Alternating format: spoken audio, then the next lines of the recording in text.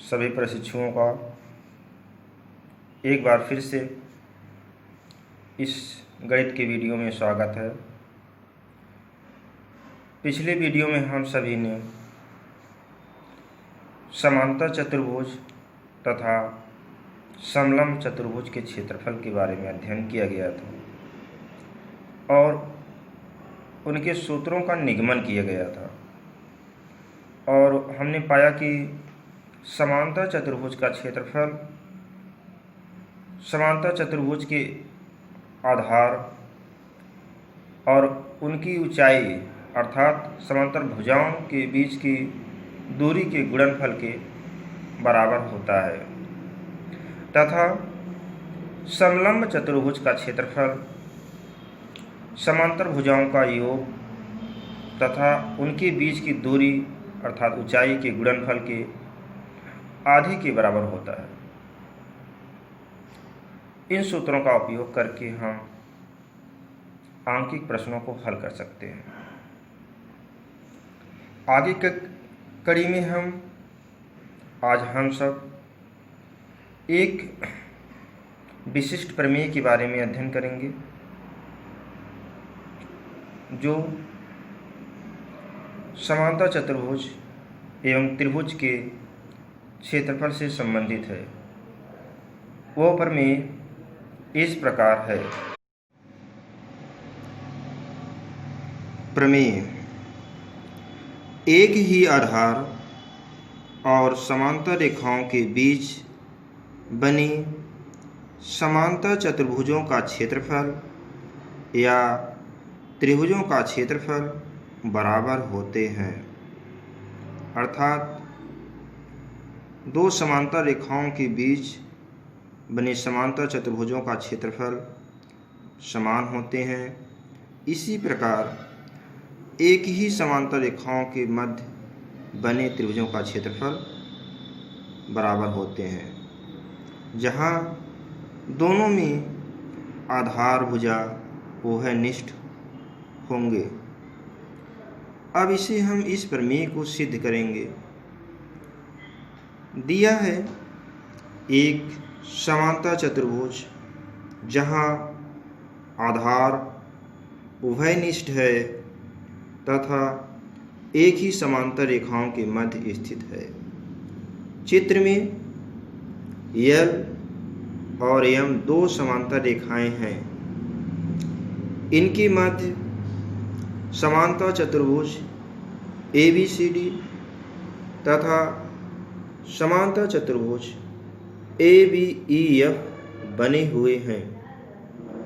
हमें सिद्ध करना है कि समांतर चतुर्भुज ABCD का क्षेत्रफल समांतर चतुर्भुज ABEF के क्षेत्रफल के बराबर होगा। अब इसे हम कैसे सिद्ध करेंगे? चूंकि समांतर चतुर्भुज ABCD तथा ABEF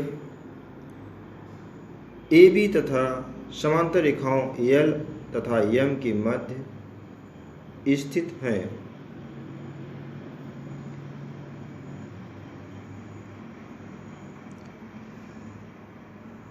और हम ये जानते हैं कि समांतर रेखाओं के मध्य दूरी सदैव समान होती है। यदि हम माने कि समांतर रेखाओं की मध्य दूरी h है तो समांतर चतुर्भुज ABCD का क्षेत्रफल हम जानते हैं समांतर चतुर्भुज का क्षेत्रफल आधार गुणे ऊंचाई के बराबर होता है। यहाँ आधार AB है और ऊंचाई h है।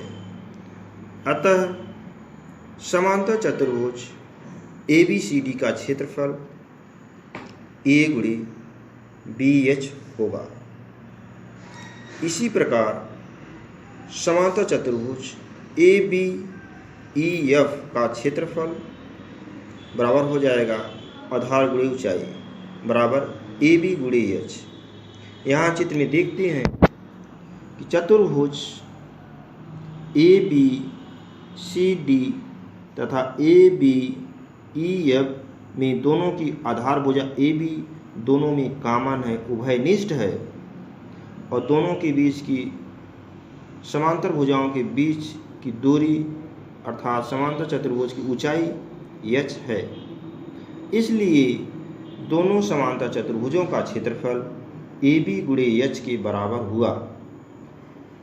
अतः समांतर चतुर्भुज ABCD का क्षेत्रफल बराबर समांतर चतुर्भुज ABEF का क्षेत्रफल। इस प्रकार हम कह सकते हैं कि एक ही आधार और एक ही समांतर रेखाओं के मध्य बने समांतर चतुर्भुजों का क्षेत्रफल बराबर होता है। ठीक इसी प्रकार हम त्रिभुजों के लिए सिद्ध कर सकते हैं। अगर हम माने कि यहाँ दो त्रिभुज ABC तथा त्रिभुज ABD हैं, हमें दिखाना है कि दोनों के क्षेत्रफल समान हैं। चूँकि हम जानते हैं त्रिभुज का क्षेत्रफल 1/2 आधार गुणे ऊंचाई के बराबर होता है, अर्थात त्रिभुज ABC का क्षेत्रफल 1/2 AB गुणे h के बराबर होगा तथा त्रिभुज ABD का क्षेत्रफल 1/2 आधार गुणे ऊंचाई के बराबर होगा। ठीक समांतर चतुर्भुज के क्षेत्रफल के आधे के बराबर है, और देख रहे हैं कि चित्र में दोनों त्रिभुजों के क्षेत्रफल बराबर आ रहे हैं।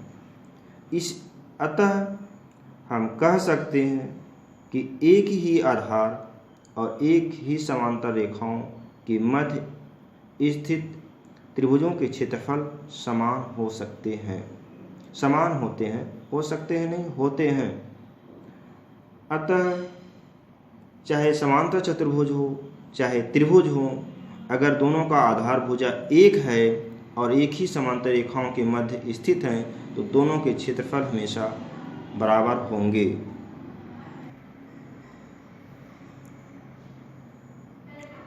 आज के इस वीडियो में इस प्रमेय को हम विशिष्ट रूप से देखेंगे, और यह प्रमेय एक विशिष्ट प्रमेय है। इस आधार पर बहुत से आंकिक प्रश्न भी आते हैं। इसका प्रयोग करके हम प्रश्न को हल करेंगे, और अगले वीडियो में हम सब चक्रीय चतुर्भुज के बारे में अध्ययन करेंगे, और चक्रीय बिंदु क्या होते हैं, चक्रीय चतुर्भुज क्या होते हैं, उसको हम स्पष्ट करेंगे। और अंत में हम सब पूरे पाठ्यक्रम का अवलोकन करेंगे और पाठ्यक्रम का समापन करेंगे, क्योंकि पाठ्यक्रम लगभग कंप्लीट हो गया है। इस वीडियो के अंत में आप सभी को धन्यवाद।